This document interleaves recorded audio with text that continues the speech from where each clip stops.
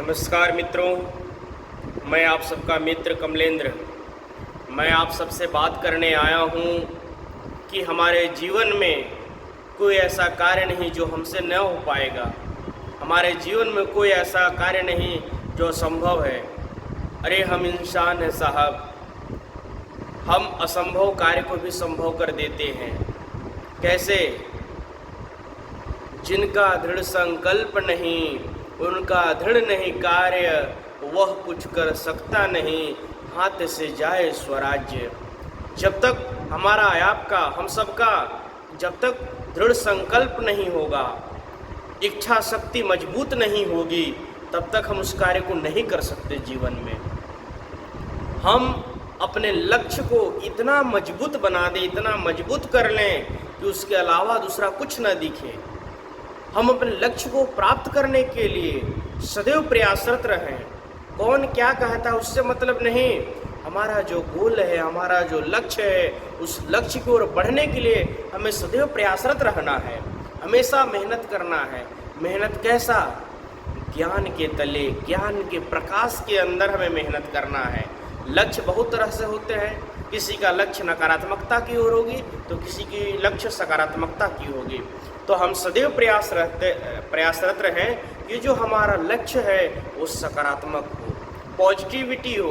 वो जो हमारा लक्ष्य जो होगा वह खुद के साथ साथ औरों के भला के लिए होगा, समाज के हित के लिए होगा, देश के हित के लिए होगा, राष्ट्र के हित के लिए होगा।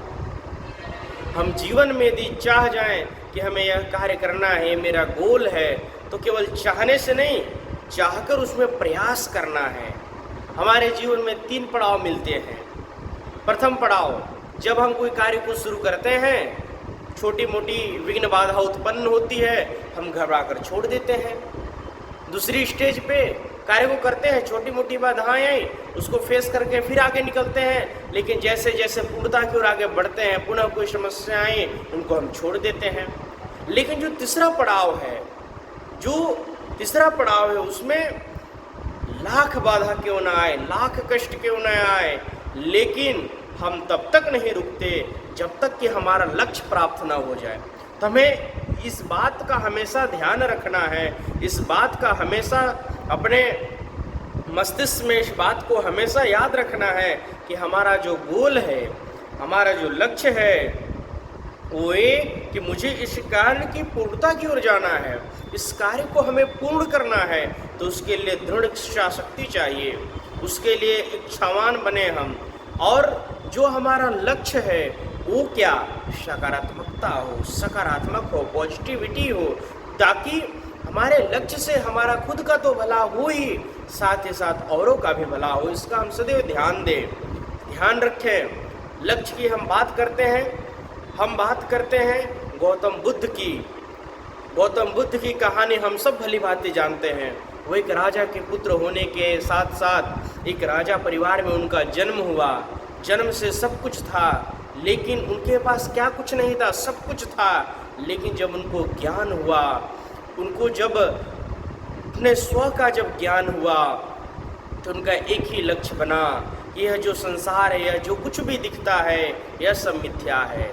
उन्होंने एक सकारात्मक ऊर्जा के साथ, सकारात्मक सोच के साथ, सकारात्मक कार्यों के लिए, समाज हित के कार्यों के लिए उन्होंने सर्वस्व त्याग कर अपने जीवन को आध्यात्म की ओर आगे बढ़ाए और अपने लक्ष्य को तब तक जगे रहे तब जब तक उनका लक्ष्य न प्राप्त हो गया। लक्ष्य प्राप्त होते तक वो जगे रहे। एक राजा का पुत्र होते हुए भी, समाज में रहते हुए, परिवार में होते हुए भी उन्होंने लक्ष्य बना लिया कि नहीं, जो कुछ मैं जो देख रहा हूँ, जो मुझे दिख रहा है, यह नश्वर संसार है। और इस नश्वर संसार में जो कुछ आज मेरे पास है वो कुछ कल नहीं रहेगा। मुझे कुछ अलग करना है, मेरा लक्ष्य ये नहीं है। वो अपने लक्ष्य की ओर केंद्रित किया अपने आप को, और लक्ष्य की ओर केंद्रित करते हुए, लक्ष्य की ओर अपने आगे बढ़ते हुए उन्होंने माया रूपी संसार को त्यागते हुए उन्हें वैराग्य को धारण कर समाज के लिए, हमारे देश के लिए, राष्ट्र के लिए उन्होंने एक अच्छी शिक्षा दी और अपने तपोबल से, मेहनत से, साधना से एक समाज को एक नई दिशा, एक नई प्रेरणा दी। जीता जागता उदाहरण हमारे जीवन में है। हम इतिहास पढ़ते हैं, जानते हैं, सुनते हैं, तो हम सब भी ऐसा प्रयास करें। मैं ये नहीं कहता कि आप वैराग्य धारण करके परिवार को छोड़ दें, समाज को छोड़ दें, लेकिन हमारे जीवन में वैराग्य उसका होना चाहिए, त्याग उसका होना चाहिए, जिससे हमारे परिवार में, हमारे समाज में, हमारे देश में, हमारे राष्ट्र में अहित हो। वो उन सब तत्वों का हमेशा त्याग करना चाहिए, हमेशा उन सब चीज़ों को, उन सब से दूर रहना चाहिए। हमें उन सब को धारण करना चाहिए, उन सब से जुड़ना चाहिए, जिससे मेरा खुद का भला हो, समाज का भला हो, राष्ट्र का भला हो। तो हम इसका हमें हमेशा प्रयास करें कि हमारे जीवन में असंभव शब्द ही ना आए। असंभव कुछ है ही नहीं, हर कुछ संभव है, लेकिन उसके लिए दृढ़ इच्छा शक्ति होनी चाहिए, दृढ़ संकल्प होना चाहिए।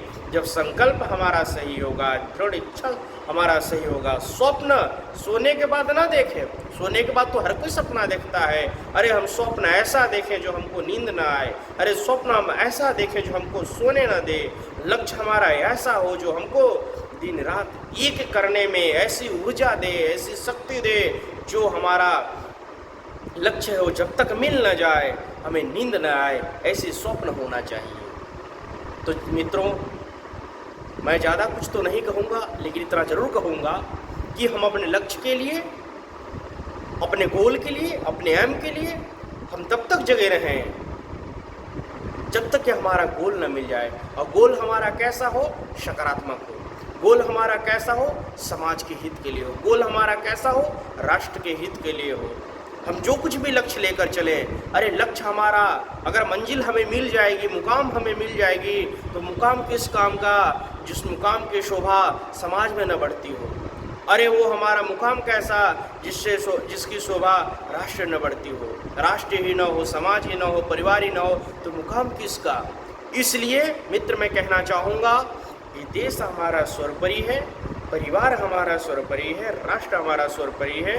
हम इसका भी ख्याल रखें कि ऐसा ना लक्ष्य ले लें कि जो नकारात्मकता को फैलाए, ऐसा ना लक्ष्य ले लें जो हमारे समाज में अशांति फैलाए। हमारा लक्ष्य हमेशा सदैव निरंतर मित्र सकारात्मक होनी चाहिए, और सकारात्मक सोच के साथ, सकारात्मक ऊर्जा के साथ, और सकारात्मक पॉजिटिविटी एनर्जी के साथ, और पॉजिटिविटी पावर के साथ हम समाज के लिए कुछ अच्छा करें, और अपनी दृढ़ इच्छा शक्ति को बलवान बनाएं।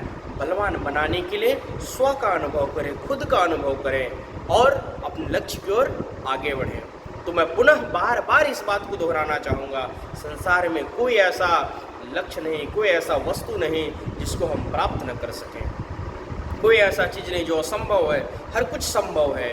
बस हमारी इच्छा शक्ति को सकारात्मकता के साथ आगे बढ़ाना है, और आगे बढ़ाना है, और आगे बढ़ते हुए सदैव प्रयासरत रहना है। मैं ज़्यादा कुछ नहीं कहूँगा। मित्र, यदि हमारा विचार आपको अच्छा लगा हो तो वीडियो को शेयर करें, और मेरा विचार आपको कैसा लगा आप कमेंट बॉक्स में अवश्य कमेंट करें। और मैं उम्मीद करता हूँ कि आपको अच्छा लगा होगा, और किसी प्रकार की त्रुटि हुई होगी उसके लिए मैं माफ़ी चाहता हूँ। जय हिंद।